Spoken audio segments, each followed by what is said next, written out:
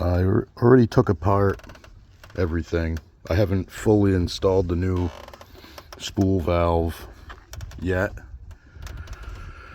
but I figured I'd do a quick little thing before I did get it all back together. I already pried that plate off, put the new one on.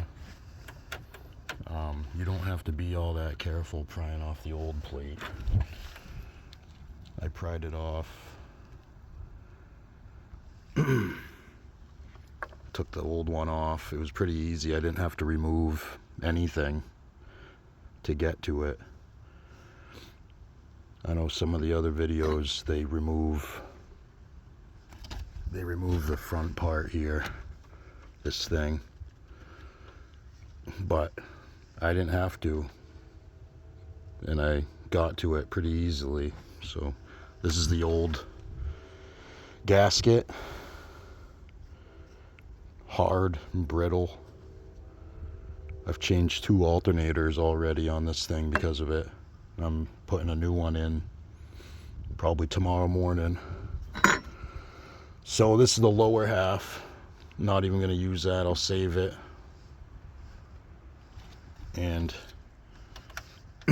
I got the new gasket in. That came out easy. Came out with the plate actually when I pulled it out. Now I'm going to put this piece in. It's easy. 3 bolts. And it should go right in. I'm not going to try to do it holding the phone in one hand, so. But yep, just be careful. Make sure you put the gasket in, seat it, maybe wipe it off first before you put the gasket in. Make sure there's no chunks of dirt or anything in there that might mess with the gasket seal. And then, yep, put that plate in on top. You can't mess it up.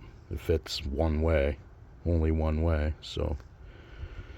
Okay, I'll show the final result in a second here.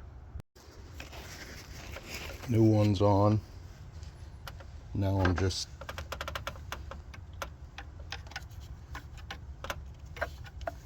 finger tightening it.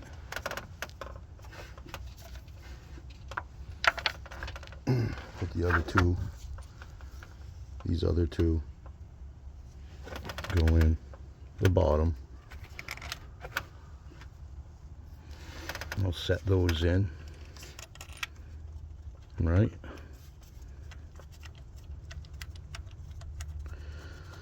I mean, it's nice, the other videos showing them take the stuff off and getting out of the way. I mean, it is good to see videos like that in case you want to do that.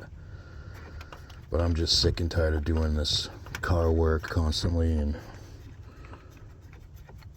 changing out alternators. This is a 2010 Pilot, Honda Pilot. Common problem, oil dripping out of the friggin' spool valve onto the alternator. And they say that if you don't get the OEM part with the gaskets, that Honda doesn't just sell the gaskets. So I'm sure you've watched a few videos or read forums where everyone talks about that.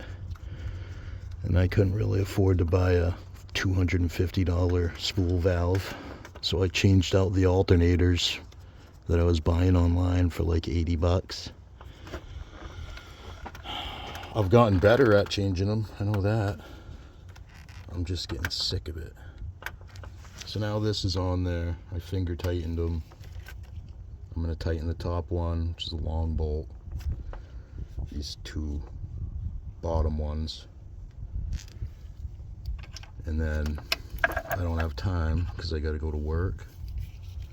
But I'm hoping that tomorrow morning, day before we get the nor'easter in April up here, that I can get the alternator on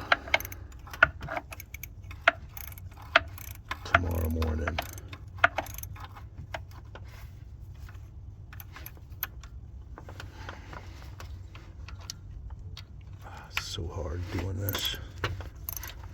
see other guys doing it online, holding a phone in one hand and doing this stupid stuff in the other, but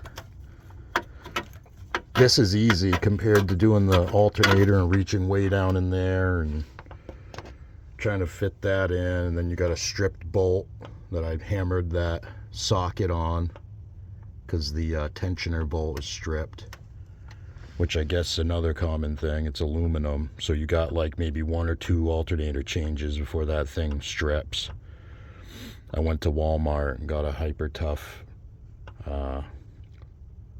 socket pack set. I think that's an 18 millimeter socket. I just left it on there. Hopefully it works. Doesn't come flying off. I hammered it on as best I could.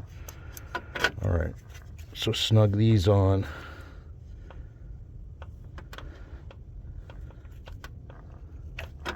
Just snug.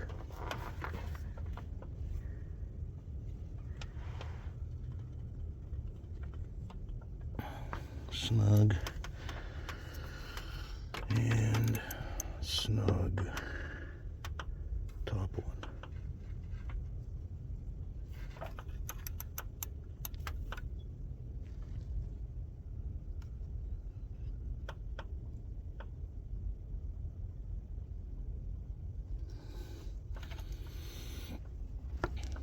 We'll see how that goes.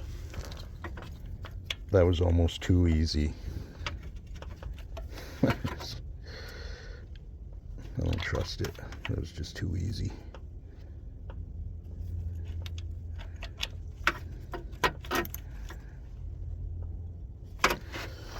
All right. Leave any comments, questions, whatever. But that's that. I'm just gonna snap this back into place.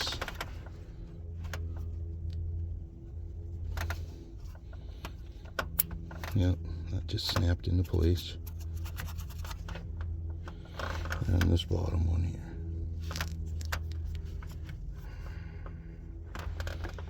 That was too easy. That was too easy.